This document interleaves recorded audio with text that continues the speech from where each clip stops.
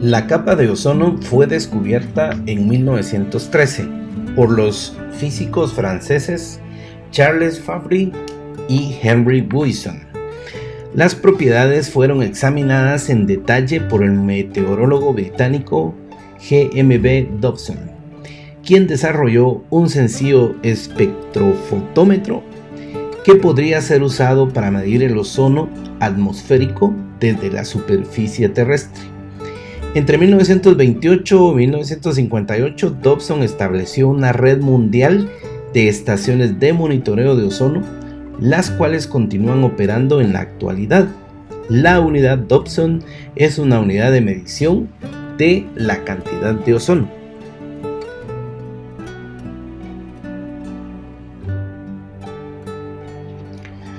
El ozono es una forma alotrópica del oxígeno, que solo es estable en determinadas condiciones de presión y temperatura. Los mecanismos fotoquímicos que se producen en la capa de ozono fueron investigados por el físico británico Sidney Chapman en 1930. La formación de este gas en la estratosfera terrestre es catalizada por los fotones de luz ultravioleta que, al interaccionar con las moléculas de oxígeno gaseoso, que está constituida por dos átomos de oxígeno, la separa en los átomos de oxígeno atómico constituyente. El oxígeno atómico se combina con aquellas moléculas de O2 que aún permanecen sin disociar, formando de esta manera moléculas de ozono O3. La concentración de ozono es mayor entre los 15 y 40 kilómetros, con un valor de 2 a 8 partículas por millón, en la zona conocida como capa de ozono. Si todo ese gas fuese comprimido a la presión del aire al nivel del mar, esta capa tendría solo 3 milímetros de espesor. Se trata de la llamada capa de ozono. Esta zona, situada en la estratosfera a unos 60 kilómetros de altura sobre el nivel del mar, tiene efectos necesarios para la vida en el planeta. Con la emisión de ciertos gases nocivos a la atmósfera por parte del ser humano, esta capa sufrió un adelgazamiento que ponía en peligro su función para la vida en el planeta. Sin embargo, al día de hoy parece estar recomponiéndose. El ozono es un importante protector de la vida sobre la superficie de la Tierra. Esto es debido a su función de filtro protector contra la radiación ultravioleta del Sol. El ozono se encarga de absorber principalmente los rayos del Sol que se encuentran en la longitud de onda entre los 280 y 320 nanómetros. Cuando la radiación ultravioleta del Sol incide sobre el ozono, se va produciendo la ruptura de la molécula de oxígeno atómico y el oxígeno común. Cuando el oxígeno común y atómico se vuelven a encontrar en la estratosfera, vuelven a unirse para formar una molécula de ozono. Estas reacciones son constantes en la estratosfera y coexisten el ozono y el oxígeno a la vez. El ozono es un gas que se puede detectar en las tormentas eléctricas y cerca de aquellos equipos con alto voltaje o que produzcan chispas. Por ejemplo, en las batidoras. Cuando se producen chispas por el contacto de las escobillas, se produce ozono. Se puede reconocer fácilmente por el olor. Este gas puede condensarse y presentarse como un líquido de color azul y muy inestable. Sin embargo, si se congela, presentará un color negro-violeta. En estos dos estados es una sustancia muy explosiva dado su gran poder oxidante. Cuando el ozono se descompone en cloro, es capaz de oxidar la mayor parte de los metales, y aunque su concentración sea muy pequeña en la superficie terrestre, a tan solo unos 20 ppm, es capaz de oxidar metales. Es más pesado y activo que el oxígeno, también es más oxidante, razón por la cual se utiliza como desinfectante y germicida, debido a la oxidación de las bacterias que éste efectúa. se ha utilizado para purificar agua, destruye la materia orgánica o el aire en hospitales, submarinos, etc. El ozono se produce principalmente cuando las moléculas de oxígeno se ven sometidas a grandes cantidades de energía. Cuando esto ocurre, estas moléculas se convierten en radicales libres de oxígeno atómico. Este gas es sumamente inestable, por lo que, cuando encuentra otra molécula de oxígeno común, se une para formar el ozono. Esta reacción ocurre cada 2 segundos aproximadamente. En este caso, la fuente de energía que somete al oxígeno común es la radiación ultravioleta del Sol. La radiación ultravioleta es la que disocia el oxígeno molecular en oxígeno atómico, cuando se encuentran las moléculas de oxígeno atómico y molecular y forman el ozono. Esto se destruye a su vez por la acción de la propia radiación ultravioleta. En la capa de ozono se está continuamente creando y destruyendo moléculas de ozono, oxígeno molecular y oxígeno atómico. De esta forma se genera un equilibrio dinámico en el que se va destruyendo y formando el ozono. Es así como el ozono actúa como un filtro que no deja pasar dicha radiación perjudicial hasta la superficie de la Tierra. El término propiamente dicho de capa de ozono está entendido, por lo general, de una manera equivocada. Es decir, el concepto que se tiene es que a una determinada altura de la estratosfera existe una concentración alta de ozono que cubre y protege a la Tierra. Más o menos se representa como si el cielo estuviera cubierto por un estrato nubloso. Sin embargo, esto no es así.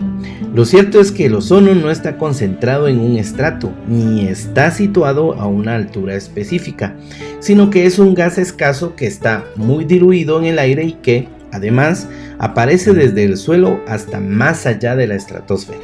A lo que llamamos capa de ozono es a una zona de la estratosfera donde la concentración de moléculas de ozono es relativamente alta, unas pocas partículas por millón, y mucho más altas que las otras concentraciones de ozono en superficie. Pero la concentración de ozono, comparado con la de otros gases de la estratosfera, como el nitrógeno, es minúscula. Si la capa de ozono desapareciera, los rayos ultravioletas del Sol incidirían sobre la superficie terrestre directamente sin ningún tipo de filtro y provocaría la esterilización de la superficie, aniquilando toda la vida terrestre. La concentración del gas ozono en la capa de ozono es de unas 10 partes por millón. La concentración del ozono estratosférico varía con la altura, pero nunca es más de una 100 milésima de la atmósfera en que se encuentra. El ozono es un gas tan escaso que, si en un momento lo separásemos del resto del aire y que lo atrajésemos al ras de la Tierra, tendríamos solamente 3 milímetros de espesor. La capa de ozono comenzó a deteriorarse allá por los años 70, cuando se vio la acción perjudicial que tienen los gases de óxidos de nitrógeno sobre la misma. Estos gases serán expulsados por los aviones supersónicos. El óxido nitroso reacciona con el ozono dando por resultado óxido nítrico y oxígeno común. Aunque esto suceda, la acción sobre la capa de ozono es mínima. Los gases que realmente dañan a la capa de ozono son los CFC, cloro, fluoruro, carbonos. Estos gases son el resultado del uso de productos químicos sintéticos. La primera vez que se tuvo noción de la disminución de la capa de ozono fue en el año 1977, en la Antártida. En el año 1985 se consiguió medir que la radiación ultravioleta perjudicial del Sol había aumentado 10 veces y que la capa de ozono sobre la Antártida había disminuido en un 40%. A partir de ahí es cuando se comenzó a hablar del agujero del ozono. La disminución del espesor de la capa de ozono fue por mucho tiempo un misterio. Explicaciones ligadas a los ciclos solares o características dinámicas de la atmósfera parecen infundadas y hoy por día parece probado que es debido al aumento de las emisiones del freón, un gas que se usa en la industria de los aerosoles, plásticos y los circuitos de refrigeración y aire acondicionado. Los CFC son gases muy estables en la atmósfera, puesto que no son tóxicos ni inflamables. Esto les otorga una larga vida, permitiéndole destruir a las moléculas de ozono que se encuentran por su camino durante mucho tiempo. Si la capa de ozono fuese destruida, el aumento de la radiación ultravioleta desencadenaría una serie catastrófica de reacciones biológicas como el incremento a la frecuencia de enfermedades infecciosas y el cáncer en la piel. Por otra parte, la producción de gases de efecto invernadero emitidos desde la superficie de la Tierra por acción principalmente del hombre, que generan el llamado efecto invernadero, tendrá como consecuencia un calentamiento global, con cambios regionales en la temperatura, lo que redundará en una elevación del nivel del mar como resultado, entre otros factores, del derretimiento paulatino de grandes masas de hielo polar. Esto es como el pez que se muerde la cola. A mayor cantidad de radiación solar que incide sobre la superficie terrestre, mayor incidencia sobre las temperaturas. Si sumamos los efectos del calentamiento global provocado por el aumento del efecto invernadero y la mayor incidencia de rayos ultravioleta del Sol sobre las masas de hielo como la Antártida, podremos ver que la Tierra se sumerge en un estado de sobrecalentamiento alimentado por todo ello. El debilitamiento de la capa de ozono ha llegado a ser tan severa en algunas zonas que literalmente se ha hecho un agujero. Según el Programa de Naciones Unidas para la Protección del Medio Ambiente, este deterioro ha llegado a ser de un 60% en ciertas partes de la estratosfera, en especial aquellas que cubren los territorios más densamente poblados. Esta situación trae las siguientes consecuencias: mayor incidencia de rayos ultravioleta. A través del agujero de la capa de ozono se filtran con mayor intensidad los rayos ultravioletas del Sol. Otra consecuencia es la proliferación de enfermedades. El aumento de la incidencia de los rayos solares ha conllevado un aumento de enfermedades cutáneas, como dermatitis, alergias y melanomas, y enfermedades oftalmológicas como cataratas, presbicia e infecciones oculares. También se produce un deterioro del sistema inmunológico humano, que deriva en enfermedades autoinmunes e infecciones ocasionadas por bacterias y virus. El proceso de fotosíntesis se ve alterado con la mayor incidencia de los fuertes y perjudiciales rayos ultravioleta, lo cual está trayendo como consecuencia la modificación de ciertas especies de plantas, alterando la vegetación y principalmente alterando el sistema de cosecha de productos agrícolas. También hay alteraciones en los animales. Todos estos cambios de temperatura y de la incidencia de los rayos del sol afectan también a los animales, en especial a los peces, que emigran buscando aguas menos cálidas y alteran sus lugares y épocas de desove, cría, etc. Todo esto hace que los sistemas y los ecosistemas cambien.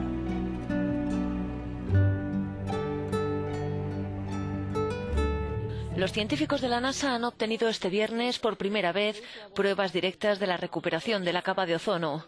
Gracias a los instrumentos diseñados por la Agencia Espacial Estadounidense, que se encuentran dentro del satélite Aurora, los científicos han podido observar que los niveles de los clorofluorocarbonos, los llamados CFCs, se están reduciendo, lo que está permitiendo la recuperación del agujero. Según indican, en un 20%. La NASA ya informó en septiembre de que el agujero se había reducido considerablemente. Si la tendencia continúa, se espera que en 2070 alcance los niveles de 1980. El agujero de la capa de ozono se detectó en 1985.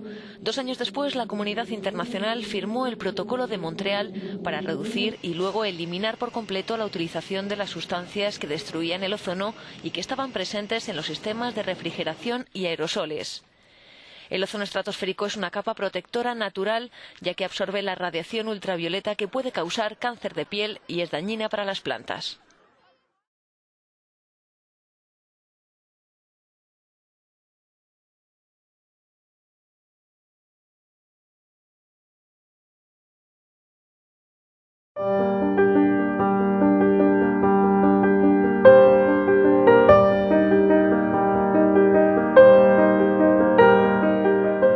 Podemos cambiar el curso de la humanidad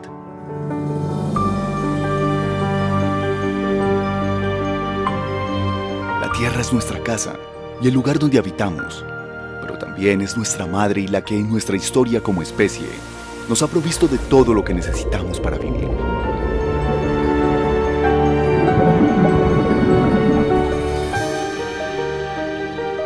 Pese a ello, no hemos sabido cuidarla ni protegerla. En este momento la situación ambiental es crítica. Los problemas ambientales son muchos. La población aumenta descontroladamente. En algunas regiones del planeta ya comienzan a escasear los alimentos. La contaminación de los ríos y los océanos va en aumento y la contaminación del aire y el calentamiento global está fuera de control. Debemos hacer algo ya.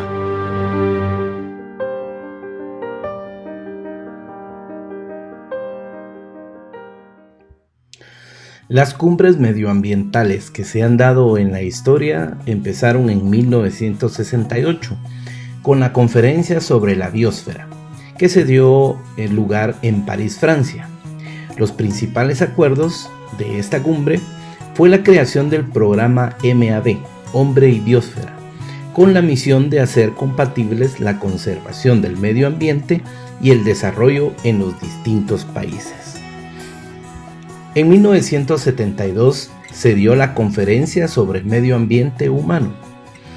Se dio lugar en Estocolmo, Suecia, y los principales acuerdos fueron el reconocimiento del vínculo entre medio ambiente y bienestar humano, toma de conciencia sobre las limitaciones de los sistemas naturales, tanto para aportar recursos como para absorber impactos.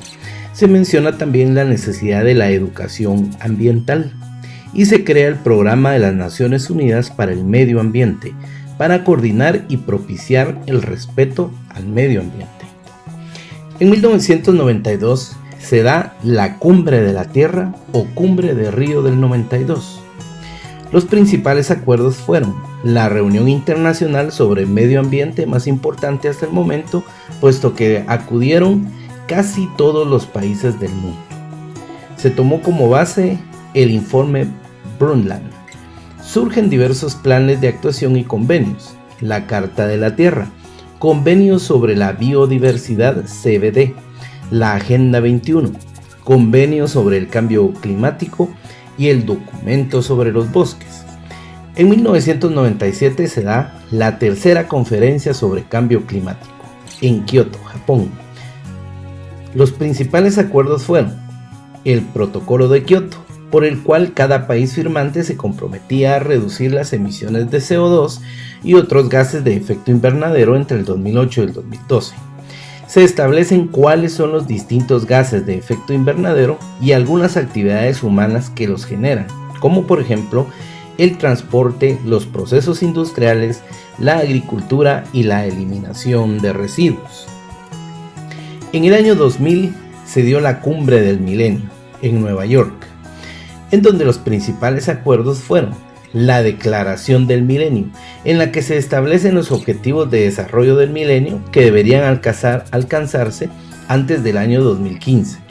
El objetivo 7 trata de garantizar la sostenibilidad del medio ambiente, incorpora los principios del desarrollo sostenible en las políticas y los programas nacionales y reduce la pérdida de recursos del medio ambiente. Haber reducido y haber ralentizado considerablemente la pérdida de diversidad biológica en el 2010 también era otro acuerdo. En el 2002 se da la Cumbre sobre el Desarrollo Sostenible en Johannesburgo, Sudáfrica. Los principales acuerdos fueron entrada en vigor del Protocolo de Kioto, disminución significativa de la tasa de pérdida de biodiversidad para el año 2010, crear una red de áreas marítimas protegidas y recuperar las reservas pesqueras, así como minimizar los efectos nocivos de los productos químicos. En el 2009 se da la 15ª Conferencia sobre Cambio Climático en Copenhague, Dinamarca. Los principales acuerdos fueron haberse fijado el objetivo de que la temperatura global no suba más de 2 grados hasta el 2050. No se llegaron a realizar acuerdos claros que reemplazaran el Protocolo de Kioto, que finaliza en el 2012.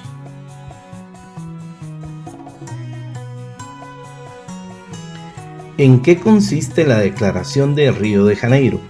también conocida como la Conferencia de las Naciones Unidas sobre el Medio Ambiente y el Desarrollo, fue una de las cumbres de la Tierra organizadas por la ONU, celebrada en Río de Janeiro, en Brasil, del 3 al 14 de junio de 1992, la cual reunió a 125 llamados jefes de Estado y de gobierno. ¿Cuál fue su propósito? Determinar qué reformas medioambientales eran necesarias emprender a corto, mediano y largo plazo e iniciar procesos para su implantación y supervisión internacional. Objetivos: lograr un equilibrio justo entre las necesidades económicas, sociales y ambientales de las generaciones presentes y de las generaciones futuras. Sentar las bases para una asociación mundial entre los países desarrollados y entre los países en desarrollo. La Cumbre de la Tierra de Río es heredada de la Conferencia sobre el Medio Humano que tuvo lugar en Estocolmo, Suecia, en 1972, en la que se debate por primera vez la problemática del medio ambiente, haciendo resaltar la importancia del mismo para el ser humano y los demás seres vivos. En la conferencia se proclamaron 27 principios que engloban todas las normativas para poder llevar a cabo el objetivo de la misma. Además, ejerce el concepto de desarrollo sostenible. Los principales acuerdos que se dieron en la Conferencia de las Naciones Unidas sobre el Medio Ambiente y el Desarrollo en la Cumbre de la Tierra en Río 1992 fueron: la Agenda 21, Acta de Nairobi, Convenio sobre Diversidad Biológica, Cambio Climático, Declaración sobre Medio Ambiente y Desarrollo, Tratados alternativos de las organizaciones no gubernamentales y Declaración de Principios para un Consenso Mundial sobre los Bosques de todo tipo. El resumen de los principios de la Declaración de Río sobre el Medio Ambiente y Desarrollo definen que los estados deberán cooperar con espíritu de solidaridad mundial para conservar, proteger y restablecer la salud y la integridad del ecosistema de la Tierra. Los estados tienen el derecho soberano de aprovechar sus propios recursos según sus propias políticas ambientales y de desarrollo, y la responsabilidad de velar porque las actividades realizadas dentro de su jurisdicción o bajo su control no causen daños al medio ambiente de otros estados. Todos los estados y todas las personas deberán cooperar en la tarea esencial de erradicar la pobreza como requisito indispensable del desarrollo sostenible. Se deberá dar especial prioridad a la situación y las necesidades especiales de los países en desarrollo, en particular los países menos adelantados y los más vulnerables desde el punto de vista ambiental. Los estados deberán de desarrollar un sistema económico internacional favorable y abierto que llevará el crecimiento económico y el desarrollo sostenible de todos los países, así como de una legislación nacional relativa a la responsabilidad y la indemnización respecto a las víctimas de la contaminación y otros daños ambientales. Deberá emprenderse una evaluación del impacto ambiental en calidad de instrumento nacional respecto de cualquier actividad propuesta que probablemente haya de producir un impacto negativo considerable en el medio ambiente y que esté sujeta a la decisión de una autoridad nacional competente. Las mujeres, los jóvenes, las poblaciones indígenas y sus comunidades, así como otras comunidades locales, desempeñan un papel fundamental en la ordenación del medio ambiente y en el desarrollo. Es, por tanto, imprescindible contar con su plena participación para lograr el desarrollo sostenible. La guerra es, por definición, enemiga del desarrollo sostenible. La paz, el desarrollo y la protección del medio ambiente son interdependientes e inseparables. Severn Coolidge Suzuki nació el 30 de noviembre de 1979 en Vancouver, Canadá. Es una escritora de cuentos infantiles, ecóloga y activista ambiental.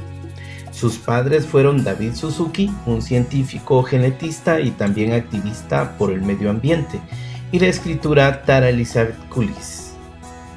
Severn ha hablado en todo el mundo sobre problemas del medio ambiente, instando a definir valores y a actuar respetando el futuro, y afianzando la responsabilidad individual.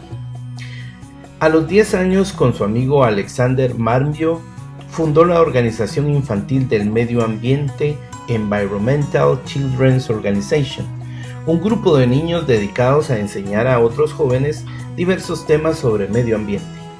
En 1992, a la edad de 12 años, recaudó dinero con los miembros de la ECO para asistir a la Cumbre del Medio Ambiente y Desarrollo, The Earth of the Summit, celebrada por la ONU en Río de Janeiro. Junto con los miembros del grupo, presentó en dicha conferencia ante los representantes de la ONU un discurso conteniendo cuestiones ambientales desde las perspectivas de los jóvenes, donde después de su lectura por ella misma fue aplaudida. Hello, I'm Severn Suzuki, speaking for ECHO, the Environmental Children's Organization. We're a group of 12 and 13-year-olds trying to make a difference. Vanessa Setti, Morgan Geisler, Michelle Quigg, and me. We've raised all the money to come here ourselves, to come 5,000 miles to tell you adults you must change your ways. Coming up here today, I have no hidden agenda. I am fighting for my future. Losing my future is not like losing an election or a few points on the stock market. I am here to speak for all generations to come. I am here to speak on behalf of the starving children around the world whose cries go unheard. I am here to speak for the countless animals dying across this planet because they have nowhere left to go. I used to go fishing in Vancouver, my home, with my dad, until just a few years ago we found the fish full of cancers. And now we hear of animals and plants going extinct, every day vanishing forever. In my life, I have dreamt of seeing the great herds of wild animals, jungles and rainforests full of birds and butterflies. But now I wonder if they will even exist for my children to see. Did you have to worry of these things when you were my age? All this is happening before our eyes, and yet we act as if we have all the time we want and all the solutions. Here, you may be delegates of your government, business people, organizers, reporters, or politicians, but really, your mothers and fathers, sisters and brothers, aunts and uncles, and all of you are someone's child. In Canada, we live the privileged life, with plenty of food, water, and shelter. We have watches, bicycles, computers, and television sets. The list could go on for 2 days. 2 days ago, here in Brazil, we were shocked when we spent time with some children living on the streets. This is what one child told us. I wish I was rich. And if I were, I would give all the street children food, clothes, medicines, shelter, and love and affection. If a child on the streets who has nothing is willing to share, why are we who have everything still so greedy? At school, even in kindergarten, you teach us how to behave in the world. You teach us not to fight with others, to work things out, to respect others, to clean up our mess, not to hurt other creatures, to share, not be greedy. Then why do you go out and do the things you tell us not to do? Do not forget why you are attending these conferences, who you're doing this for. We are your own children. You are deciding what kind of a world we are growing up in. Parents should be able to comfort their children by saying, everything's going to be all right. It's not the end of the world. and we're doing the best we can. But I don't think you can say that to us anymore. Are we even on your list of priorities? My dad always says, you are what you do, not what you say. Well, what you do makes me cry at night. You grown-ups say you love us, but I challenge you, please, make your actions reflect your words. Thank you.